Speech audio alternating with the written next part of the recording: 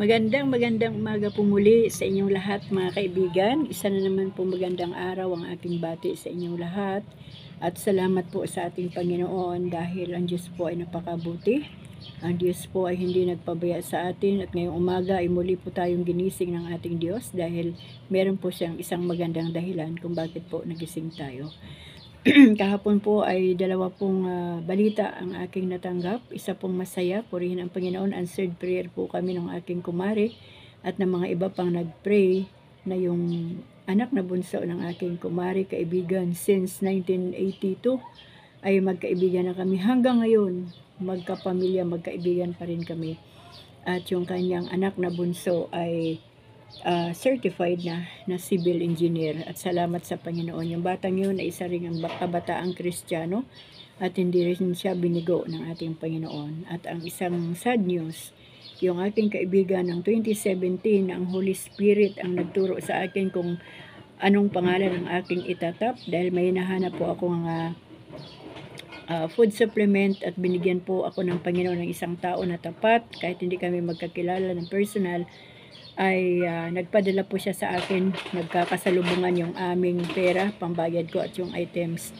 Nagtiwala siya, nagtiwala ako. At since 2017, naging magkaibigan po kami hanggang sa panahong ito.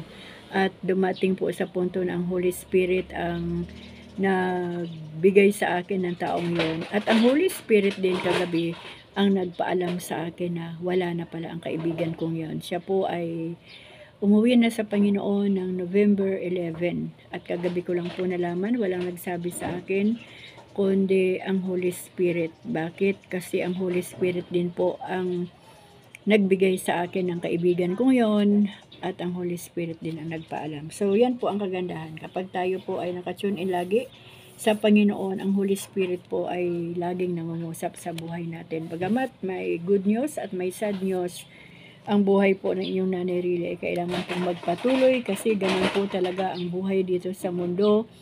Hindi po natin tangan ang ating buhay, ang ating hininga dahil ang hininga ng tao ay parang usok lang. Pero habang nandito pa po yung ating hininga, ang lakas at nakakapagbasa pa po tayo ng Biblia, gamitin po natin ito. Ipadama po natin sa Diyos ang ating pagmamahal sa pamagitan ng ating pagsunod sa Kanya.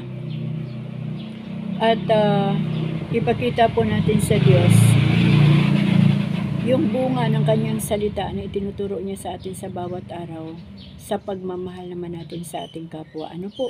Ang lahat ng bagay na ating ginagawa dahil mahal natin ang Panginoon at mahal din natin ang ating kapwa. Kaya nga po, binabahagi ko po sa inyo ang salita ng Diyos sa bawat araw. Kaya mga kaibigan, muli, inaanyayahan ko po kayo na buksan na po natin ang ating mga Biblia sa Deuteronomy o Deuteronomio chapter 12. Gabayan na ba tayo ng Diyos? Patuloy na gabayan at patnubayan, ganun din ang banal na Espiritu Santo para lahat po ng ating binabasa. Hindi man po natin maunawaan lahat ng litra per litra, pero ang Holy Spirit po ay ipapaunawa niya po sa atin kung ano ang tinutungo ng salita ng Diyos ng ating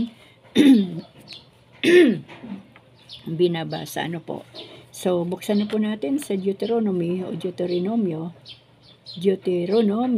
chapter 12, ang tanging dako sa pagsamba. Sabi po dito, ito nga ang mga tuntunin na kailangan ninyong sundin sa lupaing ibibigay sa inyo ni Yahweh, upang ariin ninyo habang panahon, gibain ninyo ang lahat ng lugar na pinagdarausan nila ng pagsamba sa kanilang mga Diyos-Diyosan sa itaas ng mga bundok, sa mga burol at sa lilim ng mga punong kahoy. Gibain ninyo ang kanilang mga altar, pagputol-putulin ang mga sagradong haligi, sunugin ang kanilang mga asera, durugin ang kanilang mga Diyos-Diyosan at alisin sa lugar na yaon ang anumang bakas nila. At sa pagsamba ninyo kay Yahweh, huwag kayong tutulad sa kanila na sumasamba sa kanilang mga Diyos-Diyosan. Kahit saan maibigan, sa halip hanapin ninyo ang lugar na pipiliin niya sa lupain ng isa sa inyong mga lipi.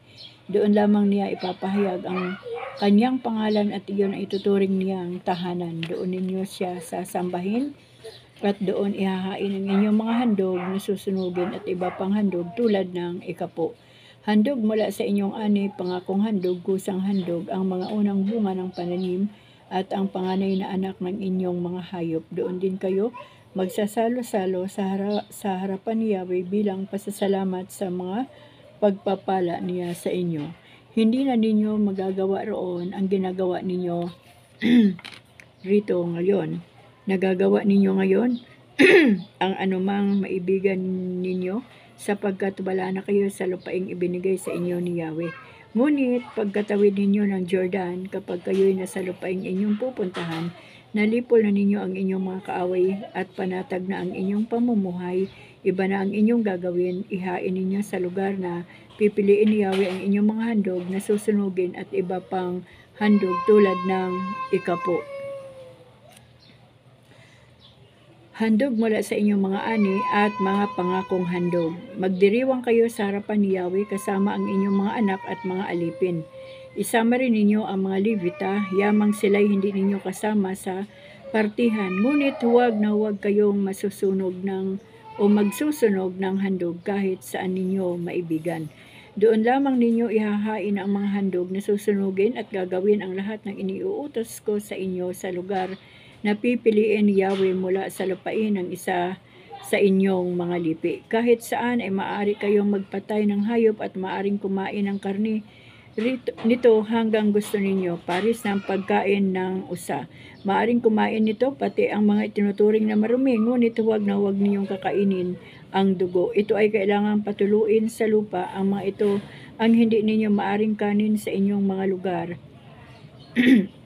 Ang ikapo ng inyong mga ani, alak at langis, ang panganay na anak ng inyong mga hayop, ang pangakong handog, kusang handog at iba pang handog. Ang mga ito ay maaari lamang ninyong kanin sa harapan ni Yahweh sa lugar na pipiliin niya. Maaari ninyong makasalo ang inyong mga anak, mga alipin at ang mga Levita bilang pagdiriwang dahil sa pagpapala sa inyo ni Yahweh.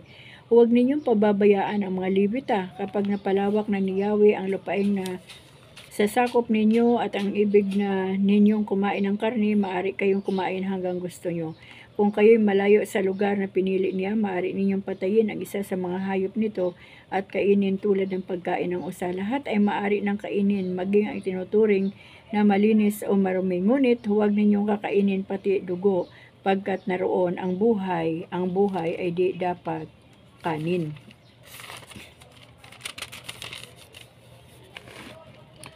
Huwag ninyong kakanin ang dugo, sa halip ay patuluin sa lupa. Huwag ninyong kakanin iyon, mapapanuto kayo at ang inyong mga anak kung gagawin ninyo ang naaayon sa kalooban ni Yahweh. Ang lahat ng handog na dapat ninyong ibigay at ang inyong pangakong handog ay dadalhin ninyo sa lugar na pipiliin niya. Ang inyong mga handog na susunugin, laman at dugo ay ihahain ninyo sa altar niya. Ibubuhos ninyo sa altar ang dugo at ang laman ay maaari inyong kanin. Sundin ninyong mabuti ang mga tagubilin ko sa inyo at mapapanuto kayo habang panahon. Babala sa pagsamba sa Diyos-Diyosan. Kapag napalayas na ni Yahweh ang mga tao sa lupaing iyon at kayo na ang nakatira roon, huwag ninyong tutularan ang kasuklam-suklam nilang gawain. Huwag ninyong ipagtatanong ang ginagawa nilang pagsamba sa kanilang mga Diyos-Diyosan. Huwag ninyong gagawin kay Yahweh ang karamal-dumal na gawain nila sa pagsamba sa kanilang Diyos-Diyosan, ang pagsusunog ng kanilang anak bilang handog. Sundin ninyong mabuti ang lahat ng iniutos ko sa inyo, walang labis, walang kulang. Purihin po ang Panginoon mga kaibigan sa umagang ito. Dito po lang tayo sa chapter 12 para hindi mo naman po kayo mainip At salamat po sa Panginoon. Bigyan po natin ng pinaka-highlights, yung pinaka-mahalaga na utos ng ating Panginoon. Sabi po dito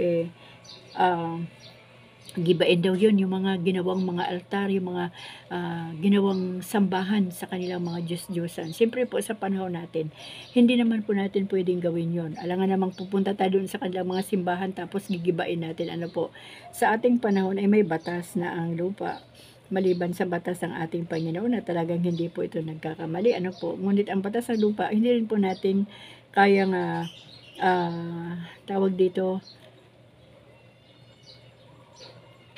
hindi po natin kayang hindi to pa rin. Kumbaga kailangan din nating sumunod. So alangan naman manggigiba tayo ng mga building Kumbaga hindi naman ganoon ang literal. Ako para sa akin ang gagawin ko sa panahon ito ay hihingi ako ng sa Panginoon ng isang malakas, matatag na pananampalataya sa Diyos para gibain ko yung lumang paniniwala ng tao patungkol sa Panginoon. Na ang Diyos ay hindi maihalintulad sa isang rebulto o sa isang kahoy na nililok at nagbukhang tao o kung ano pa man yan. Hindi po maihalintulad ang Diyos doon. Ang Diyos ay wala pong katulad, ni wala pong makapagsabi na ganito, ganito ang Diyos. Wala po. Bakit? Kasi hindi po natin kayang arukin ng ating isipan kung gaano katindi ang kapangyarihan ng ating Panginoon. Dahil kapag nababasa ko sa awit ang sabi ng Panginoon doon, kapag kumukulog, naglalakad ang Diyos sa kalangitan, at kapag kumikidlat ay hudyat ng kanyang galit. O di po ba? Hindi natin ganito ang tsura ng Diyos. No, wala talaga. So, ang kailangan lang po natin gawin ay tibagin yung lumang pananampalataya na mali ang way o pamamaraan ng pananampalataya. Yung pananampalataya na kailangan pang sumamba sa mga Diyos-Diyosan. Pwede na po tayong dumirekta sa ating Panginoon, sa ating Ama sa Langit at sabihin kung ano po ang ating kailangan, na hindi na po tayo kukuha ng mga padrino ng mga Diyos-Diyosan dyan. Kumbaga, direkta po sa Panginoon. Dahil ang pagsamba sa Diyos-Diyosan at ang pagkilala sa mga Diyos-Diyosan ay isa pong malaking kasalanan sa Diyos. At yan po ang kinasusuklaman ng Panginoon, yung mga tao na sumasamba sa Diyos-Diyosan. Ano po, kaya mga kaibigan, sundin po natin ang tuntunin ni Yahweh na talagang sumunod po tayo para tama po talaga yung way ng ating pagsunod at pagsagawa ng kanyang mga salita sa ating mga buhay, para ang pagpapala po ng Diyos ay magpapatuloy din sa buhay natin. At sinasabi doon, wag pong kainin ang dugo. Ang dugo daw po ay patuluin lang sa lupa, dahil kapag kainin natin, yun po ay buhay. Tama po, pag wala ng dugo ang isang tao, wala ng hininga, yung dugo po ay wala na ring wala na ring buhay, po. So, yun, kumbaga kung ano yung nais ni Yahweh na ipatupad sa kanyang salita, sundin po natin.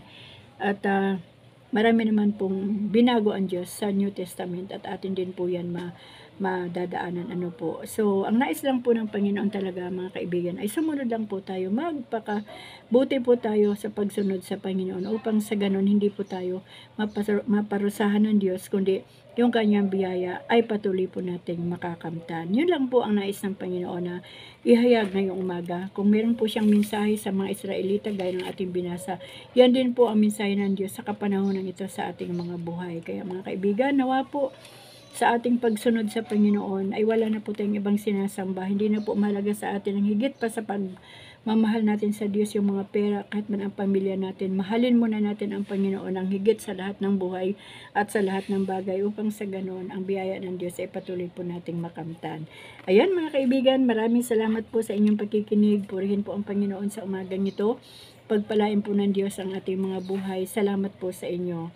Salamat sa ating Panginoon dahil ngayong umaga ay nagising po tayo muli. Purihin po ang Panginoon at patuloy natin siyang sambahin, luwalhatiin, dakilain, dahil siya lang ang nag-iisang Diyos na buhay at makapangyarihan sa lahat na lumikha ng ating buhay. Salamat sa ating Diyos, salamat sa ating Panginoong Jesucristo na siyang nabayubay sa krus ng Kalbaryo at tumubos ang ating kasalanan. Amen.